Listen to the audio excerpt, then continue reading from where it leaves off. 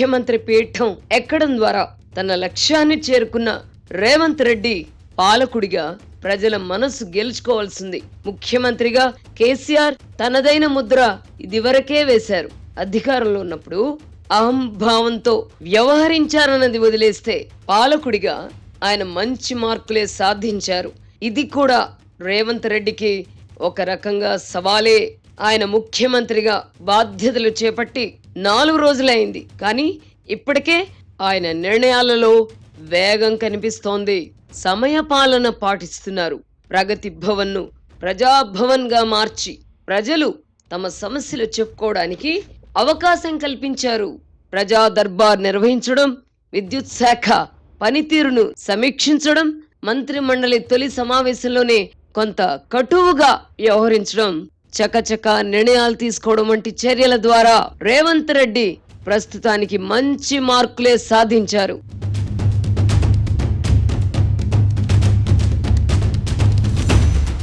ముఖ్యమంత్రి కార్యాలయం ముఖ్య కార్యదర్శిగా శేషాద్రిని నియమించుకోవడం ఆయన తీసుకున్న మరో మంచి నిర్ణయం.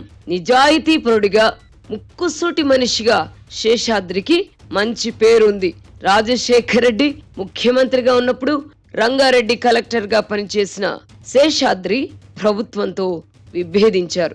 ఇంటెలిజెన్స్ చీఫ్ గా శివధర్ రెడ్డిని నియమించుకోవడం కూడా సరైన చర్య అన్న అభిప్రాయం ఉంది. అయితే ఇదే శివధర్ రెడ్డి ఇంటెలిజెన్స్ చీఫ్ గా ఉన్నప్పుడే రేవంత్ రెడ్డి ఓటుకు నోటు కేసులో ఇరుక్కున్నారు. ఆ తర్వాత అప్పటి ముఖ్యమంత్రి కేసీఆర్ అకారణంగా శివధర్ రెడ్డిని అనుమానించి అప్రధాన పోస్టులోకి బదిలీ చేశారు.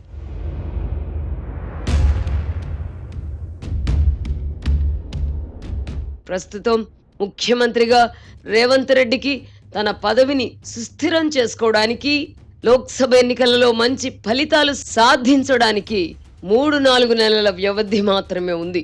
అప్పటి వరకు ఇటు పార్టీ శాసనసభ్యులు, అటు ప్రజలు ఆయనను నిశ్చితంగా గమనిస్తారు. ఒక నాయకుడిగా ఆయన తనను తాను రుజువు చేసుకోవాల్సింది. తానేమిటో, తన ప్రాధాన్యతలేమిటో ఆవిష్కరించుకోవాల్సింది. కేసీఆర్ ను మించిన నాయకుడు అని ఒప్పించి మెప్పించాలి. ఉమ్మడి రాష్ట్రంలో పాదయాత్ర ద్వారా ముఖ్యమంత్రి పదవి దక్కించుకున్న రాజశేఖర్ రెడ్డి కూడా అధికారంలోకి వచ్చిన తర్వాత బలమైన నాయకుడిగా అవతరించారు. రాష్ట్ర కాంగ్రెస్ లో తిరుగులేని నాయకుడిగా ఎదిగారు.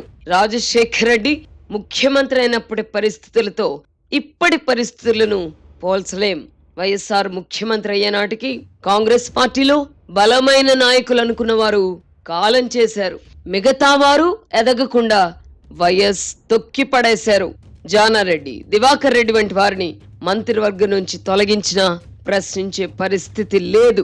అప్పుడు కేంద్రంలో కూడా కాంగ్రెస్ పార్టీ అధికారంలో ఉన్నందున అధిష్టానం మాటను ఎవ్వరూ ధిక్కరించేవారు కారు. ఇప్పుడు రేవంత్ రెడ్డికి అటువంటి వెసులుబాటు లేదు. కాంగ్రెస్ పార్టీని బతికిస్తూ తాను మరింత బలపడాల్సిన పరిస్థితి ముఖ్యమంత్రి రేవంత్ రెడ్డిది. కాంగ్రెస్ పార్టీలో సీనియర్లుగా ఉత్తమ్ కుమార్ రెడ్డి, భట్టి విక్రమార్కుల నుంచి ఆయనకు పోటీ ఉండనే ఉంది. ఈ కారణంగా పరిస్థితులు తనకు పూర్తి అనుకూలంగా మారే వరకు ముఖ్యమంత్రి కాస్త అణకువగా మెలగడం అవసరం. ముఖ్యమంత్రి స్థానంలో ఉండేవారు కొన్ని సందర్భాలలో పదవిని కాపాడుకోవడానికై ఇష్టం లేని పనులు కూడా చేయాల్సి ఉంటుంది. కాంగ్రెస్ పార్టీలో ఈ పరిస్థితి మరింత ఎక్కువగా ఉంటుంది. గడిచిన 4 రోజులుగా ముఖ్యమంత్రి రేవంత్ రెడ్డిని గమనిస్తే ఆయన కూల్గా, సంయమనంతో ఉండడానికి ప్రయత్నిస్తున్నారు. తాను ముఖ్యమంత్రిగా నిర్దేశించుకున్న లక్ష్యాలను సాధించడానికి ఆయనకు ఇది అనువైన సమయం కాదు. ప్రస్తుతానికి సంయమనం, సమన్వయంతో వ్యవహరించాలి. లోక్సభ ఎన్నికల వరకే కాదు, ఆ తర్వాత కూడా ప్రజారంజక పాలన అందించడం ద్వారా బలమైన నాయకుడిగా ఎదగడానికి ప్రయత్నించాలి. రేవంత్ రెడ్డికి ఇంకా 2 దశాబ్దాల రాజకీయ జీవితం ఉంది. ప్రభుత్వాన్ని సుస్థిరం చేసుకోవడంతో పాటు ఈ టర్మ్ వరకు ఆచితూచి వ్యవహరిస్తే కాంగ్రెస్ పార్టీలో రేవంత్ రెడ్డి నాయకత్వానికి తిరుగుండదు. అభ్యర్థుల ఎంపిక సమయంలో కూడా ఆయన రాజీ ధోరణి ప్రదర్శించారు. సూర్యాపేటలో తన సొంత మనిషి పటేల్ రమేష్ రెడ్డికి పార్టీ టికెట్ నిరాకరించినప్పటికీ ఆయన మంకుపట్టు పట్టలేదు. లక్ష్య సాధనలో రాజీ ధోరణి తప్పదని గుర్తించారు. ఇప్పుడు ముఖ్యమంత్రిగా కూడా ఆయన పట్టు విడుపులతోనే సాగుతున్నారు.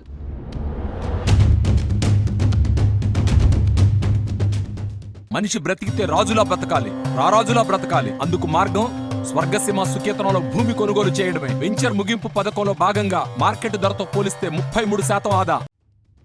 ఈ కారణంగానే మంత్రిత్వ శాఖల కేటాయింపుల్లో కూడా పార్టీ అధిష్టానం ఆదేశాల ప్రకారమే వ్యవహరించారు. నిజానికి శాఖల కేటాయింపు ముఖ్యమంత్రి విచక్షణాధికారానికి లోబడి ఉంటుంది. అయితే ఉత్తమ్ భట్టి వంటి వారు తాము కోరుకున్న శాఖలే కావాలని అధిష్టానం వద్ద పట్టుబట్టడంతో రేవంత్ రెడ్డి పట్టుదలకు పోలేదు.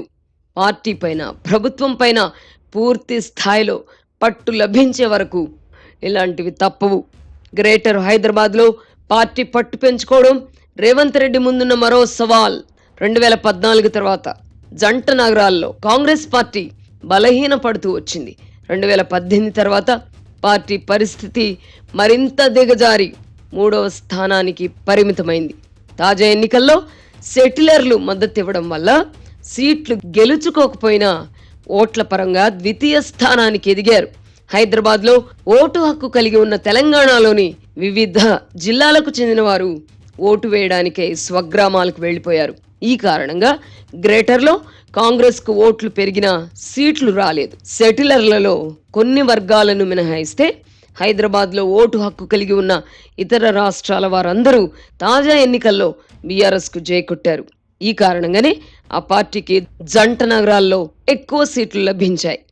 గ్రేటర్ ఆదుకుని ఉండకపోతే బీఆర్ఎస్ కు 20 స్థానాల లోపే వచ్చిండేవి. ఈ పరిణామాలు అన్నింటినీ బేరీజ్ వేసుకుని గ్రేటర్లో పార్టీని బలోపేతం చేసుకోవడానికై రేవంత్ రెడ్డి ప్రయత్నించాల్సి ఉంటుంది. 2014లో కేసీఆర్ అధికారంలోకి వచ్చినప్పటికీ ఇప్పుడు కాంగ్రెస్ పార్టీ మాదిరిగానే గ్రేటర్లో చతికిలబడ్డారు. ఆ తర్వాత తెలుగుదేశం, కాంగ్రెస్ తరఫున గెలిచిన ఎమ్మెల్యేలను చేర్చుకోవడంతో పాటు ద్వితీయ శ్రేణి నాయకులను చేరదీసి బలం పెంచుకున్నారు. ఈ నేపథ్యంలో కాంగ్రెస్ పార్టీ కూడా గ్రేటర్లో బలపడకపోదు. ఇప్పుడు మాజీ ముఖ్యమంత్రి కేసీఆర్ విషయానికి వద్దాం. ఆయనకు ప్రస్తుతం బ్యాడ్ టైం నడుస్తున్నట్టుగా ఉంది. ఎన్నికల్లో ఓడిపోయిన ఆయనకు 2 రోజుల క్రితం ఫామ్ హౌస్ లోని బాత్రూంలో కాలికి పంచి అడ్డుపడి కింద పడిపోవడంతో తుంటి విరిగింది. ఈ వయసులో ఆయనకి ఇలా జరిగి ఉండాల్సింది కాదు. ఫామ్ హౌస్ బాత్రూంలో పడిపోయిన కేసీఆర్ ను ఆసుపత్రికి చేర్చడానికి దాదాపు గంటన్నర పట్టింది. దీంతో హైదరాబాద్ లో సొంతింటి అవసరాన్ని ఆయన గుర్తించారు. అధికారంలో ఉన్నవాళ్లు తమ అధికారం శాశ్వతం అనుకుంటారు. కేసీఆర్ కూడా అలాగే భావించుంటారు. అందుకే విలాసవంతంగా నిర్మించుకున్న ప్రగతి భవన్ తన శాశ్వత నివాసం అనుకున్నారు. ఇప్పుడు హైదరాబాద్లో ఇల్లు లేదని వాపోతున్నారు. తుంటి ఎముక విరిగి ఆసుపత్రిలో చేరిన కేసీఆర్ త్వరగా కోలుకోవాలని ప్రధాని మోదీ కోరుకున్నా కేసీఆర్ వల్ల గత ఎన్నికల్లో గెలుపొందిన జగన్మోహన్ రెడ్డి మాత్రం స్పందించలేదు. తాజా ఎన్నికల సందర్భంగా బీఆర్ఎస్ విజయం కోసం వివిధ మార్గాలలో కృషి చేసిన వైఎస్ఆర్ కాంగ్రెస్ పార్టీ నాయకులు ఇప్పుడు ఆసుపత్రికి వెళ్లి కేసీఆర్ ను పరామర్శించకుండా ముఖం చాటేశారు. అధికారంలో ఉన్నప్పుడు అందరూ చుట్టాలే, అధికారం లేనప్పుడు దగ్గర ఉండేవాళ్లే అసలైన హితులు. ఏదేమైనా కేసీఆర్ పూర్తి స్థాయిలో కోలుకుని పార్టీ కార్యాలయానికి వెళ్లడానికి మరో 3 నెలలకు పైగా సమయం పడుతుంది. హితవాక్యాలను విస్మరించి జాతీయ రాజకీయాలు అంటూ టీఆర్ఎస్ ను బీఆర్ఎస్ గా మార్చి మహారాష్ట్ర రాజకీయాలపై ఆశలు పెంచుకున్న కేసీఆర్ ఈ పరిస్థితుల్లో రానున్న లోక్సభ ఎన్నికల్లో అక్కడ ప్రచారం చేయగలరా అంటే కష్టమనే చెప్పవచ్చు. అందుకే మ్యాన్ ప్రపోజెస్, గాడ్ డిస్పోజెస్ అని అంటారు. ఈ దశలో పార్టీని నిలబెట్టుకునే భారం కేటీఆర్, హరీష్ రావులపైనే ఉంది. బీఆర్ఎస్ భవిష్యత్ ఎలా ఉండబోతోందో తేలాలంటే లోక్సభ ఎన్నికల వరకు వేచి చూడాల్సిందే. ప్రస్తుతానికి కేసీఆర్ త్వరగా కోలుకోవాలని కోరుకుందాం.